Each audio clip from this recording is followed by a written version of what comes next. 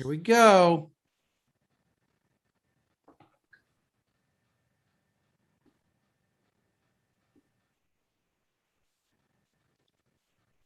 And we're on. Good morning. Morning. How's it going? I mean, I'm all right. It's a nice sunny day. We're here. I'm doing that thing. Let's say our names and then we'll talk about some nonsense. Good morning, everyone, and welcome to Are You There, God? It's Kira and Phil, and I am Kira Austin Young, and you are Philip Duvall. True story.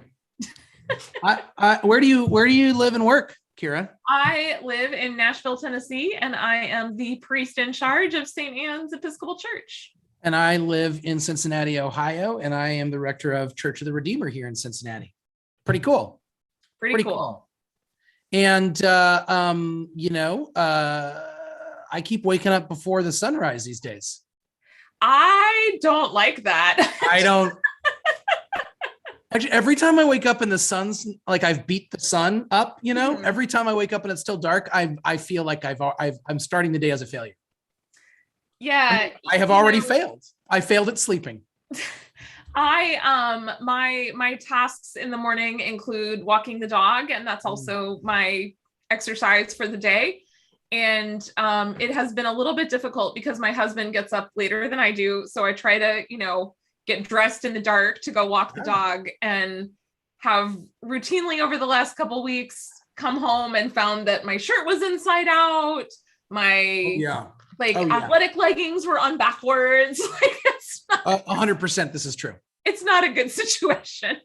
So last week or the week before, I did a funeral for a guy who actually died a year ago, and we weren't ready to have the service yet, and so we worked with the family and we waited a little while, and eventually we got everything the way they wanted it, and we had the service outdoors in this beautiful fall weather.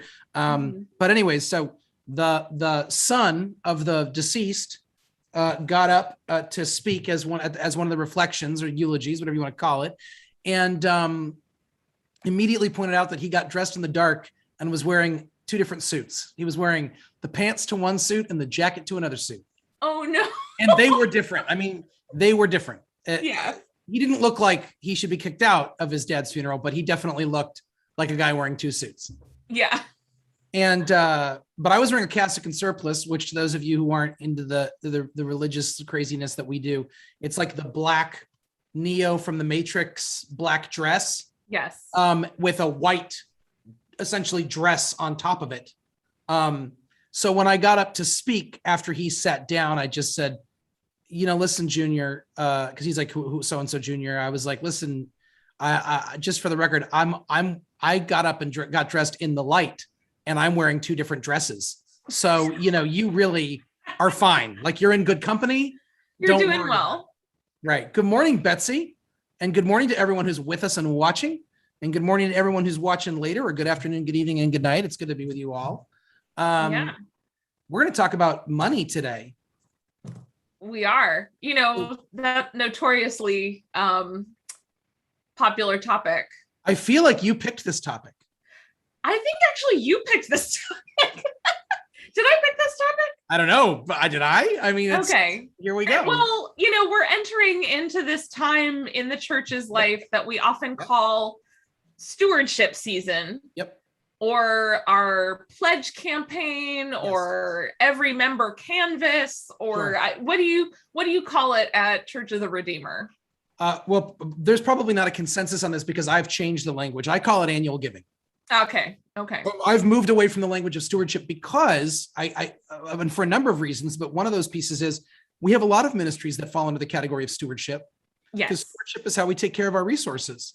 Absolutely. And so we have a list of ministries that would fall under stewardship that aren't particularly about you giving to the church. Mm-hmm. And so we have a stewardship of God's creation, or we sometimes call them the eco-palians. That's a stewardship. I like that. Absolutely. Community ministry is a stewardship ministry. Our the way we take care of the buildings and grounds is a stewardship ministry. So we're careful about that.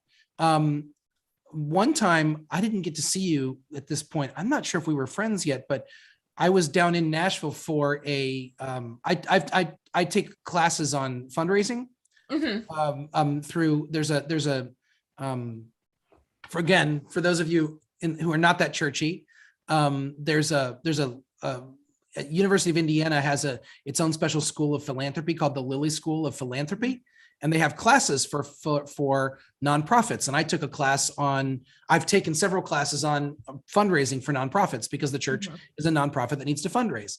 I'm always the only clergy person there when I do it. Yeah. There are people from sororities. There was a dude from Pheasants Unlimited, from some folks from the Citadel, different sort of organizations all across the board. Some really cool. This one woman I remember that was from an art gallery in Detroit, super cool. But anyways, they talked about in fundraising life, they use the word stewardship as well, but they use it for, they don't say stewardship in terms of fundraising. Stewardship is the one thing they do that's not fundraising for their donors. It's basically the stewarding of the relationships they have with their donors. So whereas we use stewardship to mean money, they use stewardship to mean the one time they're not talking about money. Yeah. So really fascinating. But the point was, stewardship was about how you take care of your resources, how you take care. And in the case of nonprofits, one of the main resources is the relationships that we build. Right. So I'm curious, since you've taken these classes, and one of the most useful classes I took in my undergraduate was a basically nonprofit fundraising class taught by some of the development faculty at the development officers at the university. Talked a lot about just kind of basic tenets of making asks and all this kind of stuff. And that class was now 15 years ago or so. And I think about it a lot, and I think it's been extremely useful for me to kind of have had that experience. Yeah. But how not is church giving or annual giving different from and similar to kind of fundraising for other nonprofits, would you say? Great question. Because I think a lot of people chafe at the language that maybe other nonprofits might use about a donor base or that's the biggest difference for me is that we are like every other nonprofit organization in that we need to raise money to operate. But we are unlike any other nonprofit organization in that we're oftentimes supposed to feel bad about it. or like it's embarrassing to talk about it. Any other nonprofit organization generally has a development wing, at least several people, maybe just one, but they usually have a group of people who know what people give. And oftentimes like when I go to the music hall, or the Cincinnati Symphony Orchestra, they will list the donors and what class of donor they are. We would never, and there are churches who've done it, we would never do that. We would never say, here's how much this person is giving. I think we frame your giving, and I think we're not doing this strategically. I think it's real. Like our mindset is, this is about your spiritual relationship with God that is lived out in your community. So what you give is an extension of your spiritual discipline. And so that's different than maybe someone who's giving in other organizations. They're like, their whole pitch oftentimes in many different ways is, do you believe this is a value added in the world and in your life? If you do, we need you to give. And we say that a little bit in the church, but by and large, we kind of push more towards this is a part of your spiritual life. And I would say most of our colleagues that I know of mostly don't talk about it. Like I think I'm in the minority for my willingness to talk about giving. And then you've got to be careful there, because the last thing I ever want is for people to see me at my church and think that I'm looking at them with like a figure, a dollar sign. Dollar signs in your eyes. So I have, you and I probably both know colleagues. One of my mentors when I came into priesthood, he literally makes a point of never knowing how much anyone gives. And then I had like two kind of main mentors, and my other mentor knows every single person in this church, what they give, what they gave last year, what their schedule of giving is. He knows who he can go to if he needs more, et cetera, et cetera. So that my two closest sort of people I've been under are on the polar opposite of the spectrum when it comes to how they understand their involvement with giving in the church. Yes. What about you? What do you do with all this? Well, so there was actually a conversation happening online about that exact thing. Like, should you know as a clergy person? Should you not know as a clergy person? Right. In full disclosure, I think there are very good points on either side. Oh, yeah. I did not know at my first church. I do know at this church. Maybe not to the degree that your second mentor did in terms of like schedule of giving and stuff. But I do know kind of generally the patterns of giving at St. Anne's. Like one of my helpful treasurers when I first started referred to giving at St. Anne's as lumpy, and that it is often not very regular. Like we get kind of lumps throughout the year because some of our larger givers give all at one time, either at the beginning of the year or at the end of the calendar year. Yeah. Or sometimes in the middle of the year when they remember. Like, that's right. You know? That's right. So it's but I am personally in this particular circumstance, given my circumstances at my church, am pro knowing who gives and what they give. Yeah. Not because it affects how I care for people, because I know similarly there are people who maybe don't give a lot of money but are extremely involved in the life of the church, in teaching Sunday school, in showing up every time, you know, the doors are open, in giving in lots of other ways, and certainly they are equally, if maybe not more, so a valuable part of the community. Yeah.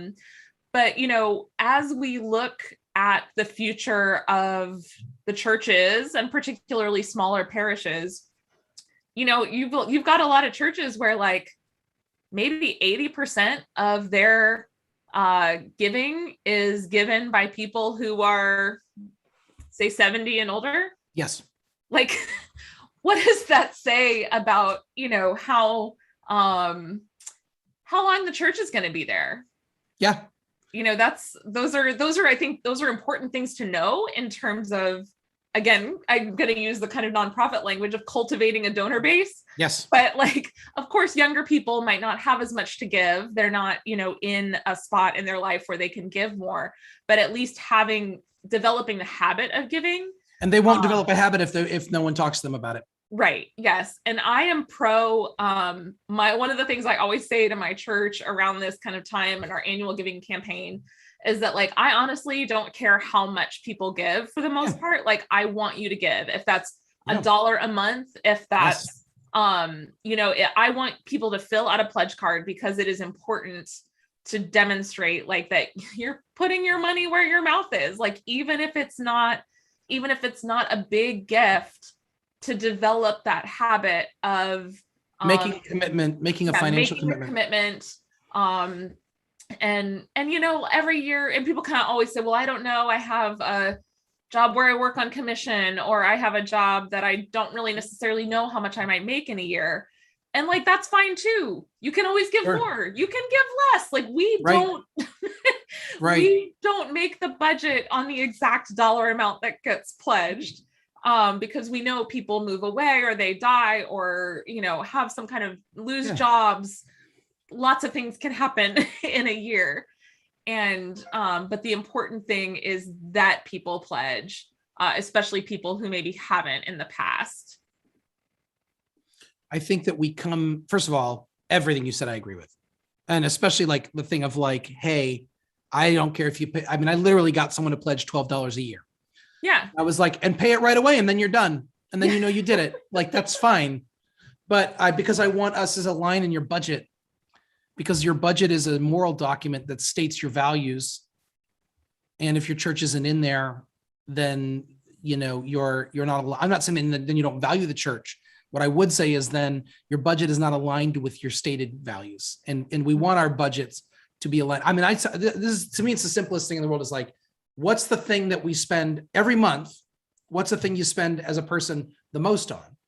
Like as a percentage of your budget? I would guess it's housing. Yeah, probably mortgage. Right. Because shelter is the most important thing. And then the second thing you spend the most amount of money on is likely food, because shelter and food are very important. Yeah. So when you look at where you spend on these places and how you budget for them, these things matter tremendously to you.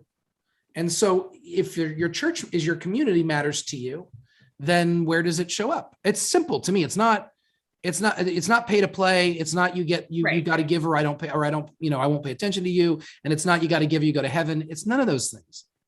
It's literally like where does this community that matters to you shows up? Where does it show up in the way that you spend?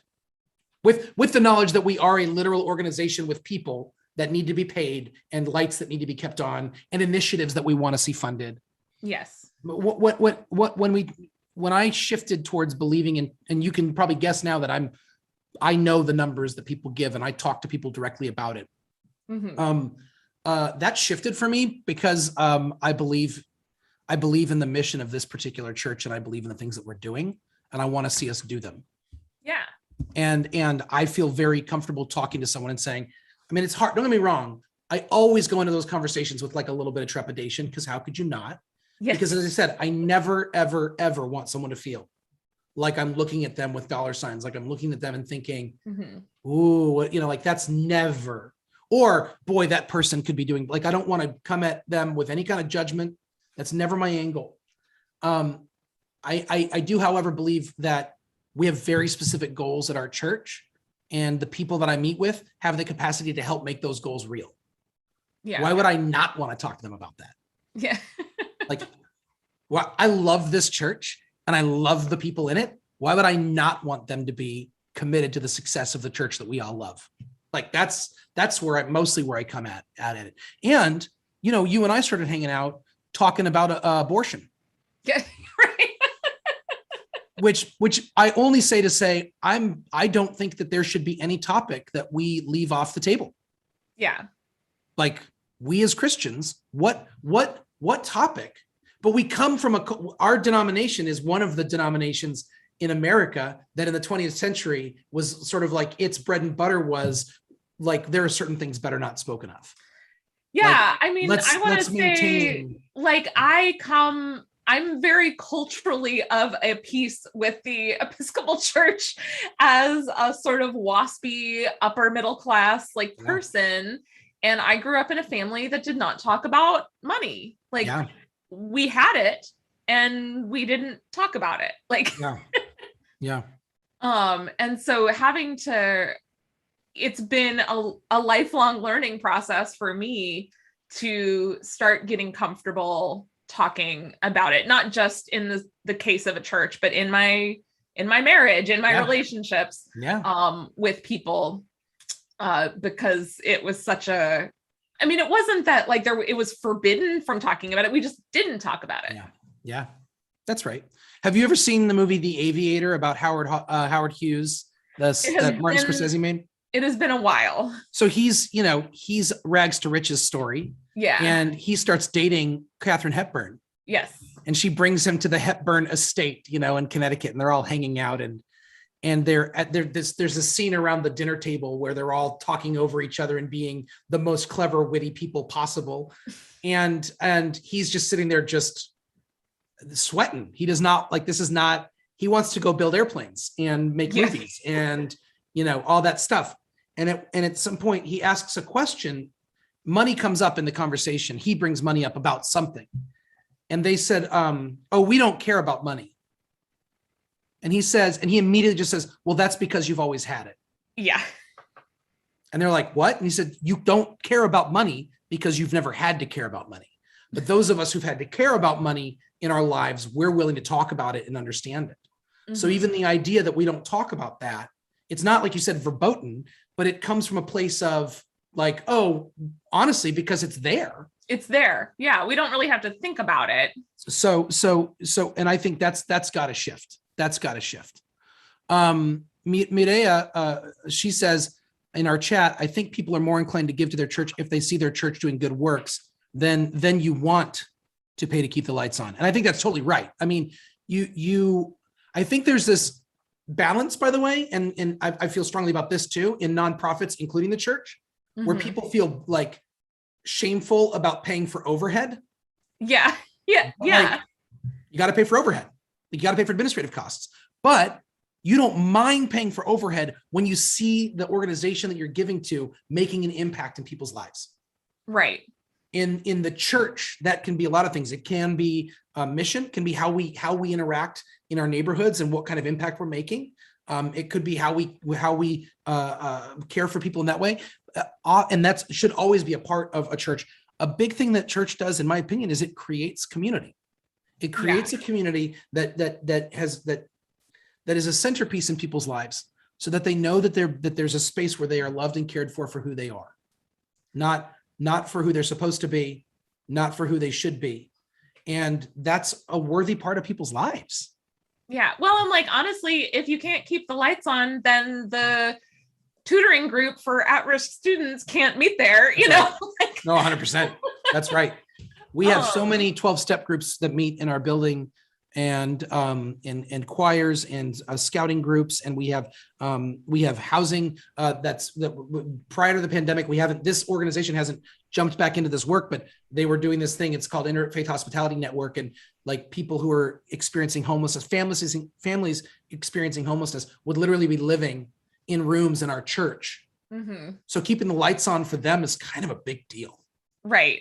Yeah, I know it's hard to, I mean, I fall into this trap a lot because I do feel like a lot of our time and energy and money go to the building and the grounds and all of that stuff. And sometimes it feels like, oh, just the ministry I could do if we didn't have a building, but like we do ministry with our building and with our staff. And, you know, it's not just the big flashy programs. It's the people that come to our door, you know, needing assistance, and that we're able to help.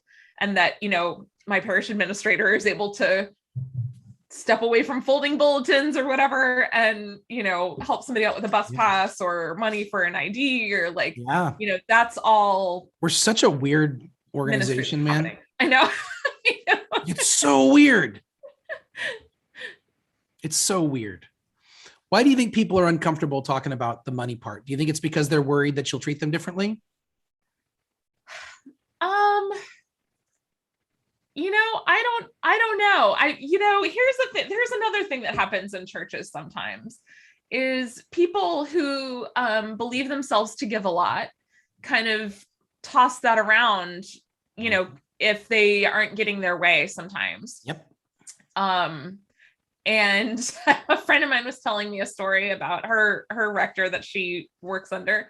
And a guy kind of came up and said, well, you know, I'm one of the big givers at this church. And if I don't get my way, I'm going to take my money and leave. And the rector looked at him and he said, I give more than you. Right. I know how much you give. Right. You can take that pledge. Like, if that's what you've got to do. You. Yeah.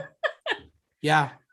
So I think, you know, there are places, and this is, you know, this is true of just society and, you know, life under a system where like money gets you what you want most of the time. If you have enough money, you can pretty much get whatever you want. That's true. Whenever you want it. And that sense of like, nobody, you know, you don't want to toss that around. You don't want to be seen, you know, throwing around your weight like that. You don't want, there is this sense that like giving to the church is like a private matter between you and God. Yep. And I think Stanley Hauerwas has the right. That's not biblical, but go ahead. What were you going to say? What does Hauerwas say? Hauerwas, his approach to giving is like he lets the rector of the church where he attends know. I mean, he's like, you know how much I make. It's published. You can look it up. And you know how much I give, and I want you to like hold me accountable. Yep. For for, tithing or whatever he's working towards in terms of his giving. So I mean, because that's the other piece, right? Like, I don't necessarily know how much people make, like what their salary is or what their assets are. That's right. So I can't always say like this person could be giving more or and I don't want to be in that place. No. Unless invited by Stanley Hauerwas so to do. Right. Like if a parishioner said, hold me accountable, I would. Yes. But I don't want to, but that's not where I want to spend my time or energy. Right. I'm not like seeking out like people to kind of put the screws towards in like, in being able to give. But I do know who the people are that like, if there's a special project, who will usually pony up, $1,000 to help make something happen. And those are the good people to kind of have on speed dial, just like, because, the roof caves in or the HVAC unit goes out or right now whatever the thing is. And I'm grateful to be at a church where we're a little less on a shoestring than my previous church. Awesome. But one of the things that has happened recently in the life of my congregation is that we received a very large bequest that was not expected. We did not know it was going to happen. Yeah. And so suddenly kind of found ourselves after a 2.5 year long kind of court situation, slowed down by COVID and all of that. But with a substantial chunk of change that will eventually become an endowment. Good. And this is provided a great opportunity to talk to people about planned giving and like, look what this kind of gift can do in terms of securing the future of this community, long after you're gone. Yeah. And I have weird feelings about money and the way you need money to make money. And like this whole, well, you've been on record on our show on being on criticizing capitalism. So this must be so creating an endowment at your church must give you all sorts of complicated feelings. It very much does. And even just sort of my own retirement accounts, I'm sort of like, I'm part of the system. Yeah. But this is how the system works. So I want to bless people, man. Yeah. I want to create a community that blesses people, and in this world, it takes money to do it. Yeah, when it comes down to it, that's where my head is whether I like money or don't isn't even the point. This is the way, and obviously you could go into very dark places with that and make excuses for all sorts of things. That's why it's an ongoing. It is complicated. Our relationship with money, our relationship with the church is complicated. And we're people. Our relationships are complicated. So, but we've got to go to those places, and we got to get it wrong sometimes. We've got to try to figure out how to just be authentic in our following of Jesus. Genuinely, like, how does this? So I think of the things in terms of that, like, how does this help us live into our vision of what we're trying to become as Jesus followers, right? That's and we're working on planned giving too. There are people who've put us in there. This church, by the way, before I got here, like 15 years ago, was the recipient of a large bequest that completely changed the face of this church and was not expected. I mean, at all. There was no like, oh, when this person dies, this is going to happen. It was like, wait, what? Yeah, no, we had like lawyers meet with us and they're like, we have some news for you. And we were like, what? Yes, that literal thing happened here, and it changed the life of the church. But I want to say to those who are planning their estates, I have said to a couple of them, like, that could be you. I mean, maybe not on that person's level, but imagine that one gift changed the face of this church. What are you capable of doing that you will know 25, 30, 40, 50 years from now, you're still affecting positively the life of the faith community that's been meaningful to you. Yeah. That's a big deal. That is a huge deal. And now I do think that you don't want to create a situation where we're a kept community that doesn't need to, we don't worry about money. We don't think about money. The money should be used for the furthering of the mission. Right. And you should be financially responsible, And I want people of all levels of income ability. I want people giving, as you said, I want people to give $5 a year to the church if they can.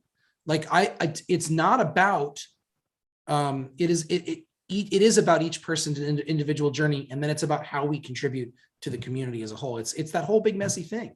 Yeah. And I was, having newly been talking about money for the last kind of couple years, just in my personal life and with professionals and stuff. We're, as boomers age and retire and die, we're looking at one of the greatest wealth transfers ever in the history of the world. And they're transferring by the way, they're transferring their wealth to a generation that doesn't go to church. Seriously. So I think I think the church in general is in big trouble, like big trouble in the next generation if we don't think completely differently about giving and about how we live. I think we need to look at planned giving, and I think we need to build up a new generation of people who are willing to give. Mm-hmm. But we do that by what Mireya said. We've got to create communities that people find worth their while. Right. Yes. How does this church impact my life and the life of the people around me? Because if the answer is it does, this is the generation coming up that's willing to subscribe to everything. We have subscription services for all of the things that we watch, for all the things that we listen to. Like subscription services are the way we live. Mm-hmm. And now, for me, my giving is like a subscription service. The way that the Duvall family gives to the church, it comes out monthly. Every month, just it's in my mind. It's the same as a bill or a membership due. Mm-hmm. That sounds crude to some people. I don't feel like it's crude because I know what the church means to me and my family. And I know that that's the way that I can guarantee that I will be the most disciplined in my giving. Yeah, it's really fascinating. I ran into this much more at my previous church but a little bit at this church as well. Moving to kind of online giving. Of course, the pandemic sort of necessitated that in a lot of ways. Yep. But there was a real generational shift of people who just could not imagine doing anything except writing a check, putting it in the offertory plate, having it be, brought up to the altar with the rest of the gifts. And, I would kind of jokingly tell people, I was like, your gift isn't any less blessed because it doesn't get brought up to the altar, right. Or it just gets transferred in a bunch of zeros and ones to, the church's bank account. Right. Like, that's not, I understand the desire to have like a tangible thing or a moment where you write out that offering. But it doesn't, I think for my generation and younger, the ease of giving is what is most important.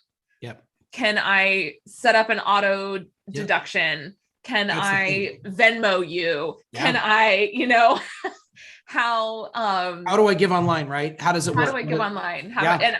One of the great victories for me of the pandemic was that we had set up online giving like at the end of 2019. So it was actually there and ready. Yeah. It was there and ready. I mean, we had no idea, of course, that the pandemic was coming, but that was a real game changer. Yeah. And still we had people that would write checks and send them in the mail. And that's fine too. But that switch, there's just a real different relationship to money in younger generations than there is in older generations. And we were joking, like there's that joke kind of going around about like millennials are just Venmoing the same $20 like back and forth between each other, right? Like, and but that kind of like there is that kind of commitment and like sacrificial giving. Yeah, it's just much more in a kind of mutual aid sort of way than it is a giving to an institution. Yeah. It's got to feel, they want to feel connected to their gift, and they want to know that their gift makes a difference. And then, all of those pieces. By the way, we stopped passing the plate at Redeemer, we still don't have a plate being passed around. Yeah, we just have it in the back of the church right now. Yeah, that's what we're doing as well. And but to your point, when we went into lockdown in March of 2020, our giving went way down because people were not putting it in the plate, and there were people who put their pledges in the plate and they just were like forgetting. And I literally sent out a note to the whole congregation, was like, hey, guess what? We need help because we're still employing everybody. We're all still working. The church is still in your life, and we're all we're spending extra time figuring out how to adjust from in-person to online and remote working, worshiping, connection, Bible study, all the things that matter to us. We're working double time to figure out how to make this transition now. And you got to keep giving. And they did. Like the response was immediate and fantastic. But we had to remind people, because there were a whole group of people who their way of giving was they came on a Sunday and they put the money in. That like Pavlovian bell of the It wasn't like they were withholding. Yeah. It was just different. By the way, a thing I wanted to say real quick is that when the idea of the person who says, well, I'm a major giver here, therefore I'm gonna, I carry a big stick in this space or whatever. The top givers in my church are the lowest maintenance people at my church. Now, I don't know if that's the case for every church. That might be the thing, but because they're the people who not only have the capacity, but also just like, they just appreciate what we're doing. Right. And they give a lot because they know that it matters to the church and that it matters to them. So it comes from this place of like, it's beautiful. Like the people that are the biggest givers are also the people that I have not the easiest of all, but easy relationships with, because I mean, their personalities, at least in this congregation, no one's trying to prove anything. And it is private. And there's a consistent culture at this church of like, your money doesn't give you special powers. Yeah. We want you to contribute. And also this doesn't make you, you don't get the special, like there's no like special key, there's no society. It's about your relationship with your community. Right. Yeah, I think what's really funny, I mean, and I think what is important why it's important for clergy to know who gives what, is that I found myself very surprised at who gave a lot and who didn't give as much. And again, because the people who, a lot of the people who gave quite a bit, like never, we're not high maintenance, we're not demanding people, just we're very, gracious and generous givers. And, and we're quiet about it. And to your point, kind of, if we were to do a capital campaign, or if we were to do some kind of big ask for a special project, knowing kind of who those people are, even if they're quiet about it, is pretty critical to kind of meeting some of those goals. Now let's talk about, so in most nonprofits and churches tend to follow these percentages almost exactly. 80% of your giving comes from 20% of the donors. So what about the other 80% of people who give the 20%? Like, because I mean, the reality is there's a small number of people who give a large amount, but the vast majority of the way that we are able to experience church the way that we do is not by these huge gifts. It's by, the huge gifts make a difference, obviously, but then there's the 80% of people who just give as they're able, and that's on a different capacity. How do we talk about this and not make it all about the big giver? Like, because I like you said, I want someone who gives $120 a year, $10 a month. I want them to know that matters to me and that it matters to the community. Yeah. I will say the people that I know who, or if, let's say we get a new person who's been attending church. Yeah. And when I see their name pop up on like, this person gave, I'm like, oh, this person wants to make this community their home. That's the thing. Like, and it could be $10, it could be $100, it could be $1,000. I'm like, this person is putting their stuff, literally their money, where their heart and their mouth is in terms of wanting to be a part of this community. Yeah. And, and all of those little gifts add up. Like, oh, first of all, at the end of the makes day, a huge difference. It makes a huge difference. Every single gift matters. Every single person giving matters. And the thing you just said, when someone says I commit, I'm so excited about their commitment. I don't necessarily pay attention to the amount. I do notice if someone increases or decreases year to year, mostly because I want to know, like, you guys okay? Is everything cool? Like, Right. both in terms of your relationship with us, but also financially, are you guys doing okay? Like, I care about everybody's lives, I want them to be okay. But by and large, when someone just says like, I'm in on Redeemer, I'm like, dude, this is awesome. I'm so happy. I that's the main thing, is it really is about what people are able to do. And it makes a difference, I know, here's the thing that always kind of comes up when people kind of talk about giving is that, they're giving to the church. And then a lot of my people, give to a lot of other organizations too. They give to, whatever, like the symphony or, food and hunger nonprofits or, other kinds of organizations in the community, and kind of how to balance that giving. Okay, here's a question, I guess, for you. How do you feel about the tithe, like that 10% number? I think it's bullshit. I really do. By the way, Episcopalians don't believe in biblical literalism about anything until it comes to the tithe. And then all of a sudden we're like, 10% to the church, which, if we're going to get serious, that 10% went to more than just the church. It was to the whole community. It probably included taxes in some way. And the Levites, who were the priestly tribe, didn't pay anything. We lived off that. So obviously I don't believe in it because I give to the church. Right. Like, I don't believe in the tithe the way it was instituted in the Bible because I actually pay to the church instead of just taking from. So, I commit to giving sacrificially. And by the way, this is a new thought for me. I used to try to think, I got to get to that 10%. It's completely arbitrary. Mm-hmm. And again, comparing the modern day church to the 12 tribes of Israel is profoundly problematic on just a number of practical levels. Mm-hmm. Now, that being said, if it means, I could get all, funny about it and be like, if it means this person increasing their giving, I am interested in people knowing what percentage of their income goes to the church. Yeah. I'm interested in you knowing that about yourself. Right. Yeah. And I'm actually equally interested in knowing how much of your whatever net for the year are you giving away? That's right. Are you not?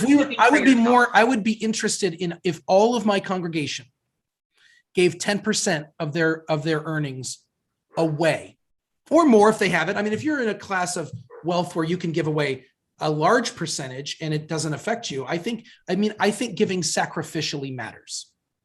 Yeah. I think giving in a way that impacts your budget actually is important to your life. But what if that 10% was to the church and all the other organizations that you care about, or many of the other organizations? That would make sense to me. And that would freak that right there. I know we have colleagues that'd be like, whoa, like, yeah. No, I'm in a very similar boat. Like that's kind of how I approach my own personal giving. Is a good portion of what I give goes to the church, but I also give to other organizations. Well, and I think there's there at two different churches, the one that sponsored me for ordination, and then the previous church where I worked and I instituted this, we did something during our annual giving during the fall, where on the front you had your pledge to the church, and on the back you wrote down all the names of the other organizations that weren't the church to which you gave. Not how much, you just wrote them down. And then we made a big sign. Didn't say names of the people, just here are all the different organizations to which the people of this church contribute. Wow. And we had it like on public display. What's that? That would just be fascinating to see. Oh, it was very fascinating. And also you have Amnesty International and PETA and the NRA and Greenpeace all side by side. Yeah. So there was that piece of it where people were like, I'm not comfortable with that being there. I understand, like NARAL, is right. I don't know if you say NARAL or what you say, but like the reproductive rights organization side by side with the NRA, like, there you go. Like, These are the people who make up our church. And I had a bishop. I won't say which bishop, because I had multiple bishops in my previous diocese, but I had a bishop basically say that while they weren't going to stop me from doing it, they didn't like that because they wanted to encourage people to give 10% to the church, and they didn't want to detract from the giving. This was a diocese, by the way, that called it a tithe when our churches give to our diocese. Yes. They called that a tithe and then required 15%. And I was like, well, first of all, let's just talk about how that doesn't work. Yeah. But anyways, hey, I have a question for you, Kira. Uh-huh. Actually, our friend Kathy has a question. Where do you fit into all this, our giving to our diocese and our giving to our denomination as a church body?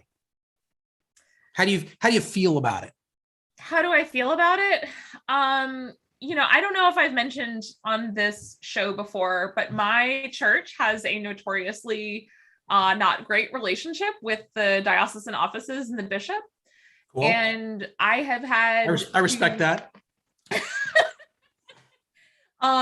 Mostly along the fault line of LGBTQ plus affirmation and blessing of same-sex relationships and marriages, which is as good of any of a fault line to stand on. Y'all's church is on the right side of that fault line. So congratulations. So, until fairly recently, there were a number of people who gave to the church but did not pledge, so that amount would not go to our diocesan, what in our diocese is called our fair share ask.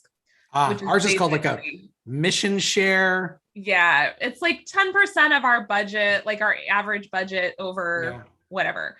We as a parish do budget to give out give out 10% of our budget. Yeah. Not all of that goes to our diocese. Yeah. And then the diocese takes whatever it is now, 16% or something. I forget what general convention decide, and to go to the national church. Oh, right. That's right. Yeah. So,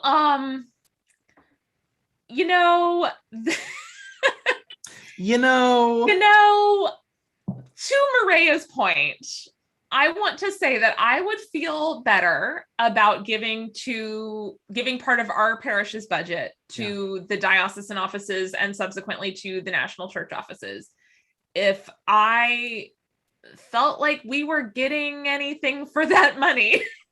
Yep. I will say here, I'm going to take the heat off you for a minute. Okay. I'm kind of old school, and in some ways, believe it or not. And one of the ways I'm old school is you give because you're supposed to give, and we should give to the diocese. And when I hear people say I've heard people refer to it like as a tax and sort of like talk about like how do we get out of paying more and what's the way? I say like, no, man, like we pay in. Yeah. And our church is a church with resources and so it makes sense for us to pay into the big body. We're part of a bigger team. We're part of something. Yes. Just like your faith is not just about you. So you give to your church. This congregation is not just about the congregation. How do we do this? Right. And Mireya says it feels to her sometimes like an expensive franchise fee. I love that. And Kathy said she's asking really like what should the diocese and the national church do with the money we send them? I mean, I think that's a big thing is we should pay in and then we should hold these bodies accountable, not in a skeptical, cynical way, but in like a hopeful way. Our bishops take vows at their ordination as bishops that they will be pastors to the clergy in this diocese. We should hold our bishops accountable to being pastors to a group of people who need pastoring. Yeah.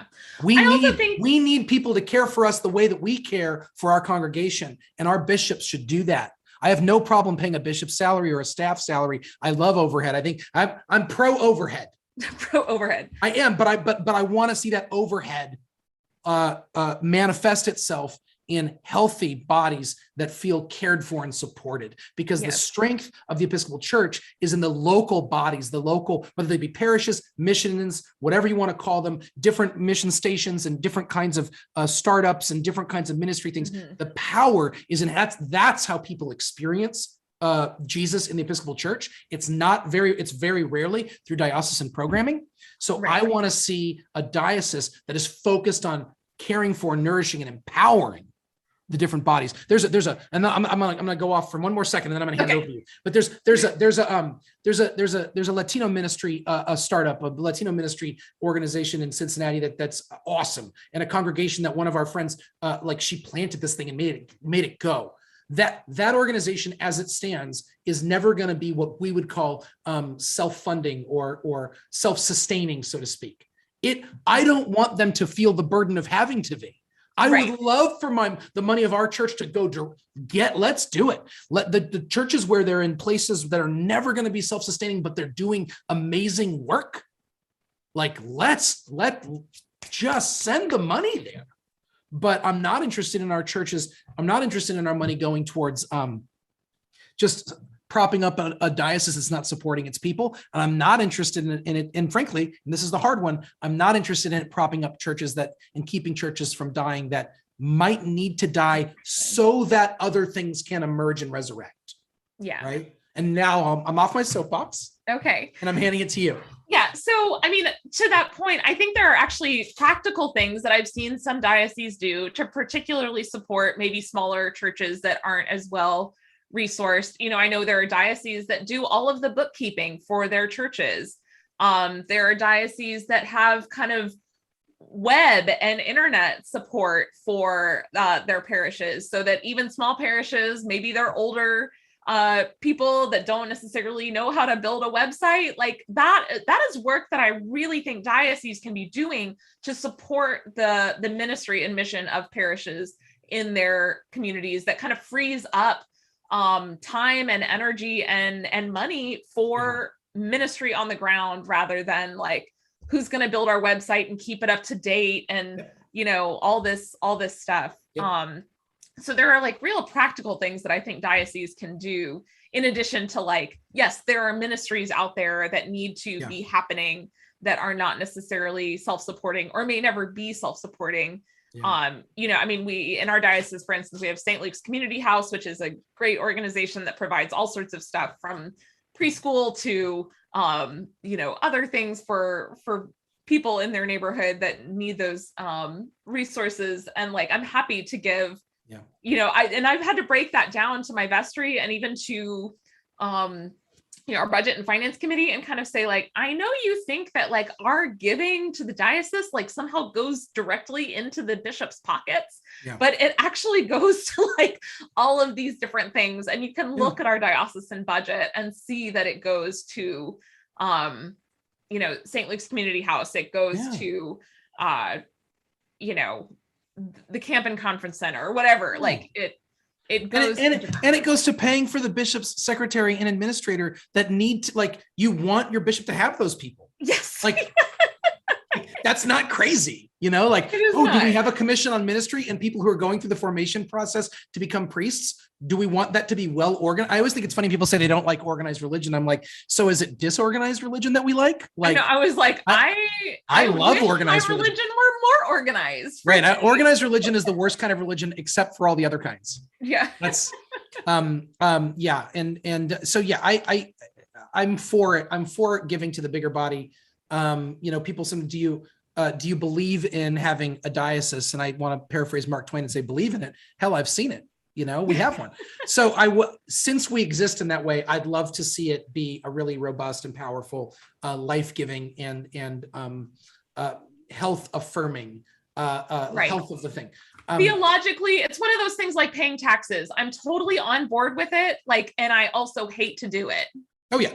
But I want to see, but mostly because I can I could see that money going. A lot of that comes from scarcity, right? Mm-hmm. I don't want to pay taxes because I think I need that. But I'm really excited about having roads. Right. And schools. And the fire department and parks and right. And you don't have to have kids to want there to be good schools, because you don't want the kids that aren't yours to suck. You like want them to be, you want good schools because you want the next generation of the world to be like not terrible. So you hope the schools are good. As somebody who does not have children, I don't understand people that say like, I don't have kids in school. Why should I have to pay like taxes that go to schools? I'm like, don't you want educated people in your community? Well, it just goes back to the word that keeps coming up for me, and that I'm just coming back to over and over and over again. And this goes back to our very first premise when we're talking about giving. I believe that we are built for community, that it's who we are as people. And I believe in the community that is the church, that there are like the idea, not just the idea, the reality that there are so many communities all around. There are country clubs, there are sports affiliations, there are civic organizations, there are our sports club. Your school, if you do have kids, you find out that's a community, and all these pieces. The church is not perfect by any means. The church, however, is founded on the premise that unconditional love is real, and that every single person in the world is belonging and beloved. And we want to create a community that seeks to live into that belovedness and create a community that is a community founded, rooted and grounded in unconditional love. I believe in that premise.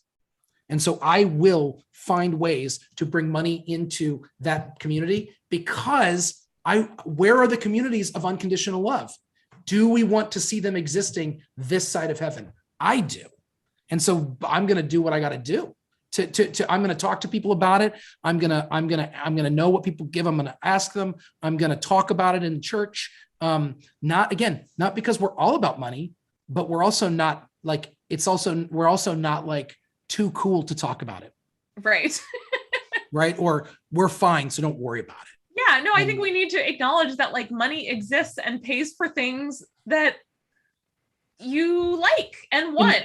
In the words of Homer Simpson's brain, money can be exchanged for goods and services. And the church needs to partake in goods and services. Mm-hmm. And we do that by exchanging money, much like you all do in your regular lives. Right. Follow me for more tips.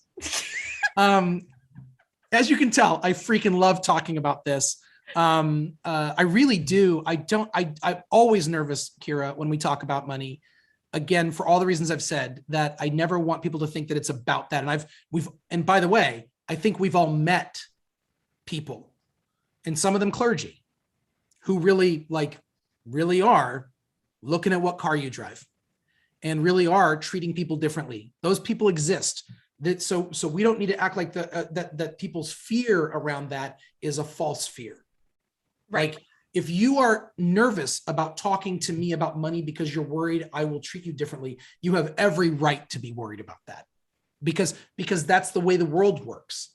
So you should be skeptical of me. And frankly, I think it's up to me to prove to my congregation that I love them enough that's not the way that I work.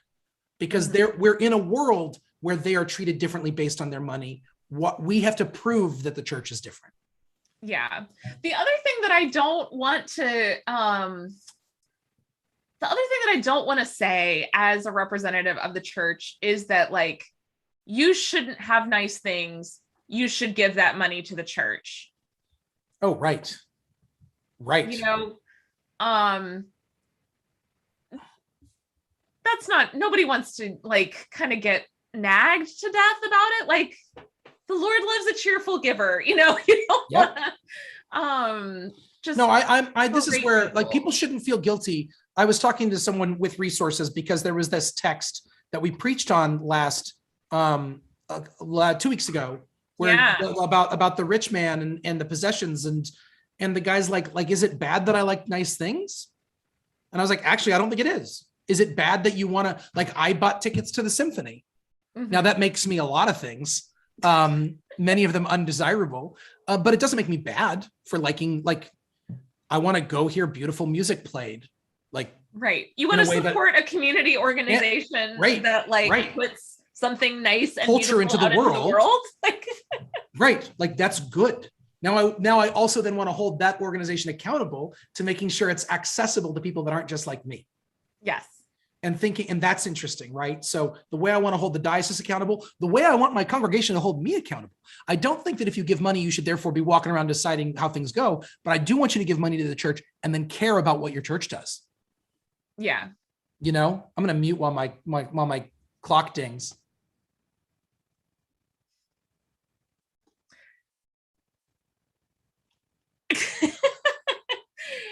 But all that to say, it's okay to like nice things. I think that gospel reading is really about more about our attachment to things than it is about wanting to have nice things. Oh yeah. And it's about Jesus saying the one thing, like the person who comes to him with a loaded premise. I'm doing all the right things that I get to have heaven now, right? So Jesus tells him to do the one thing he knows he can't do. Yeah. I think it's really, and this is a whole other conversation, but I think it's really, and I preached on it a little bit, but I think it's really telling that when Jesus says it's easier for a rich man to go through it's easier for a camel to go through the eye of a needle than it is for a rich person to go to heaven. The disciples' response is, well, then if rich people can't go, then who gets to go? So what he's actually dealing with is that premise in their society, which is also in our society, that having more money makes you a better person. Yeah. Because their assumption is rich people have a better shot at heaven than poor people. That the assumption is built into their question. If not them, who? Then who?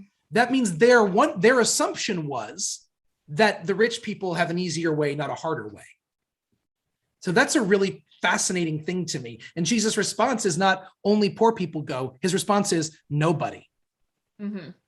As in, like, he's shifting the whole thing away from a meritocracy and away from you earning your way into a grace-based economy, a grace-based way of thinking about the world. And there's my Lutheranism popping up. Before we go, Kira, I missed you terribly last week. Yes, I missed you too. But you had a good time on the show. I did. Good. Yes.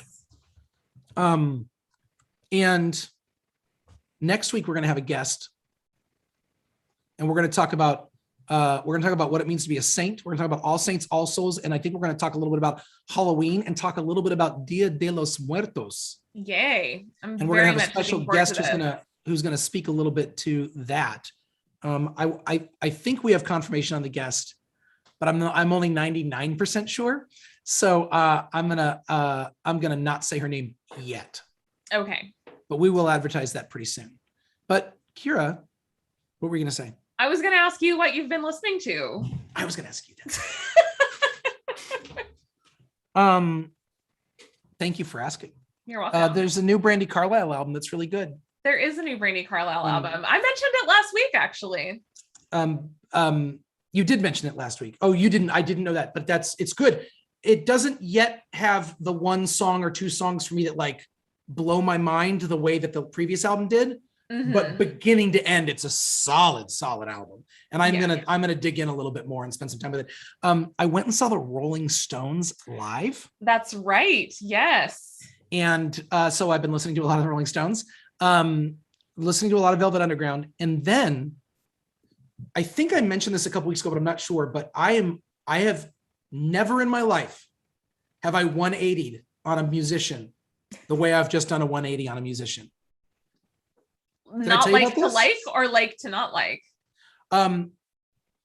Actively saying I hate that band, I will never listen to them. To now I've listened to one of their albums like 3 or 4, like, no, I'd say like at least a dozen times or 24 times in the last week.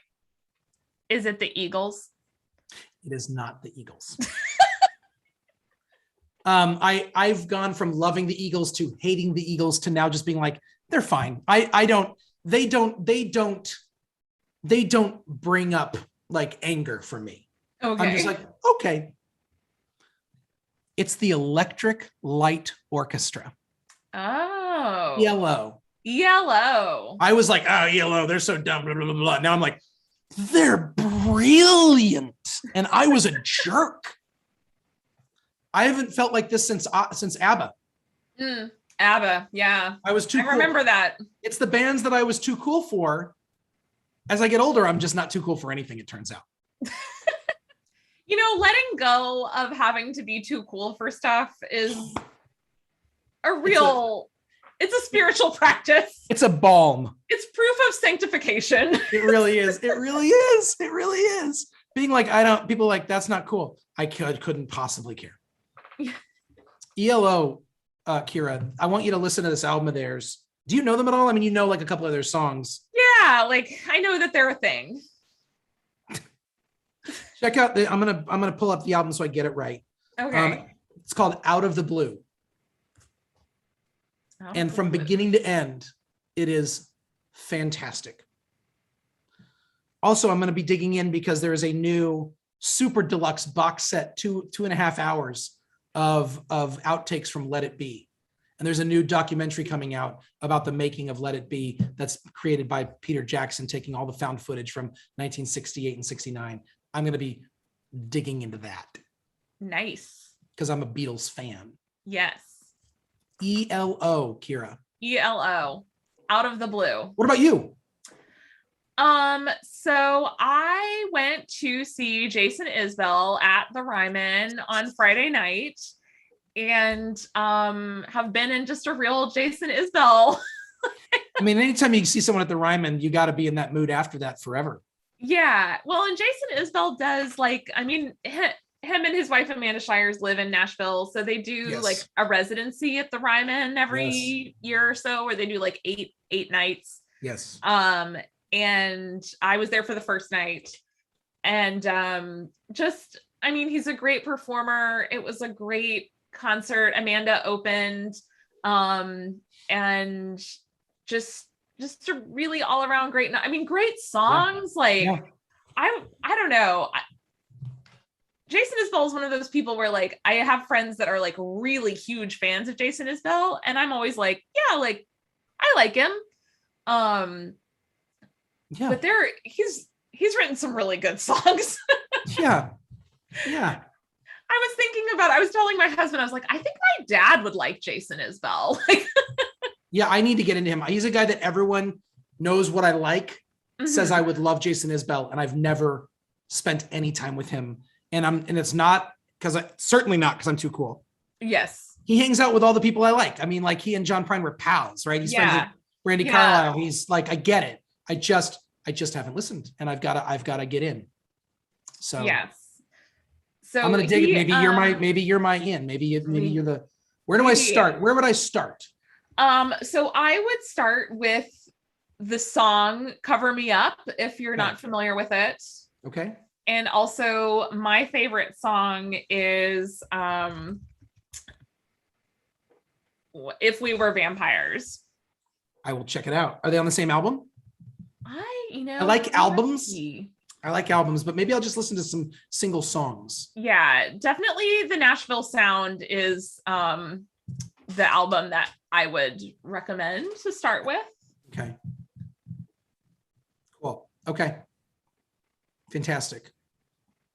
But he really writes, okay, here's the thing as a woman that I really love about Jason Isbell is like, he is a total wife guy.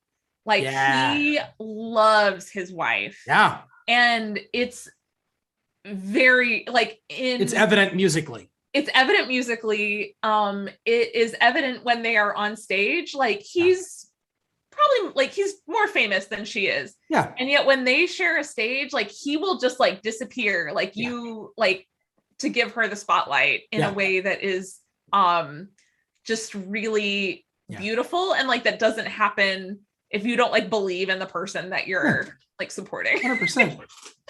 100%. I totally buy that. I can't wait. And because I make everything about Gillian Welch, when you see them live at some point and you watch him and her and David Rawlings together, they're not technically married, but they've been together for like 30 years now. Yeah. Watching them on stage is like, it's a particular joy, not just because of how talented they are, because of how clearly they adore and respect each other as people and artists. And so like watching them each fade back on each other and just allow the other person to take center and do the thing. And then watching them take joy in each other, you're like, come on, this is great. Yeah. So I'm going to check out Jason Isbell. You've got me. I'm on it. I'm going to go get in the car and drive, and I'll make that happen. We will see you all next week. Once again, This is Are You There, God? It's Kira and Phil. And I'm Kira. And I'm Phil, and it's good to be with you all. Take care.